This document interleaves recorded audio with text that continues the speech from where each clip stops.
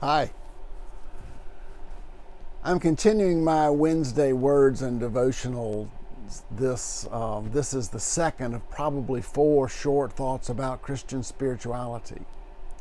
I'm shooting in the church library. What a great church library at First Presbyterian. Unfortunately, the office is still closed. When more than one of us is here, which is not often, we are keeping our masks on.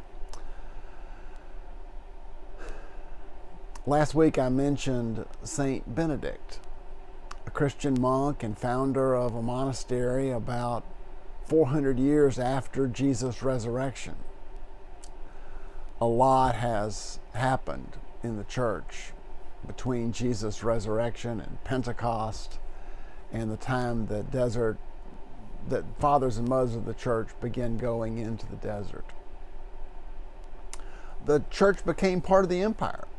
Constantine was baptized, and not long after that, the empire started to fail and fall. Those two were not connected.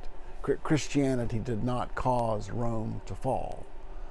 But Christians began going out into the wilderness as a retreat from the cities and the failing empire. They did this in Egypt, Libya, Turkey, Syria, the Arabian Peninsula, Palestine. There were important places with Coptic Christians in Egypt and what became Eastern Orthodox Christians in Turkey. This is interesting to me.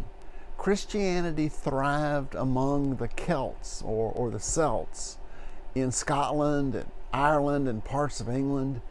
It was there, Christianity was there much earlier than once thought.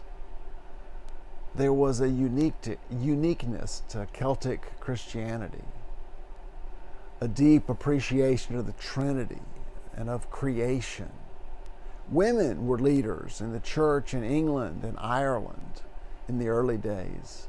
Bridget, the bridge builder, was a follower of St. Patrick. Of course, you've heard of him. And then there was St. Columba, who brought Christianity and education to Scotland. That this was a wilderness, even if it wasn't desert.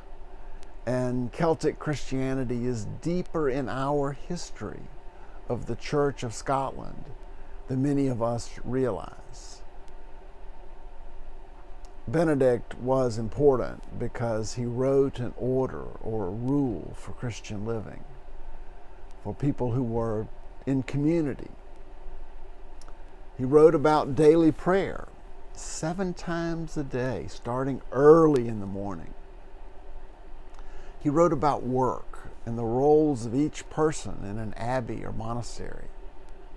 I've read Benedict's rule several times in several translations, and I am most impressed with his emphasis on hospitality and welcoming strangers, because any stranger seeking lodging or a cool drink of water could be Christ himself.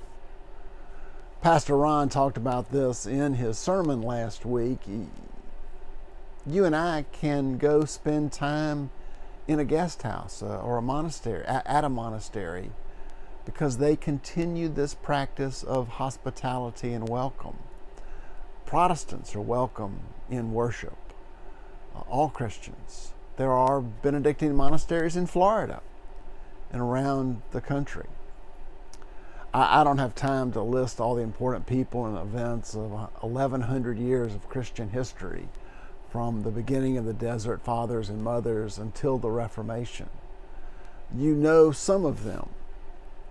St. Francis of Assisi, Dominic, Francis Loyola, Ignatius. We know those people because they started orders of Christians that continue to this day. Let me close emphasizing how communal Christianity is. We've always gathered for worship. It's very hard to be a Christian by oneself. Oh, certainly we can fast or have a silent time, be alone for a few days, a month perhaps. But Christians, even in religious orders, have always come together for the Lord's Supper, for worship, for accountability. I think this is why this time of social distancing and physical distancing and isolation is so difficult. Let's close with a practice. Every day this week, look back over the day. So I suppose at the end of the day, or if you start in the morning, look back over the previous day.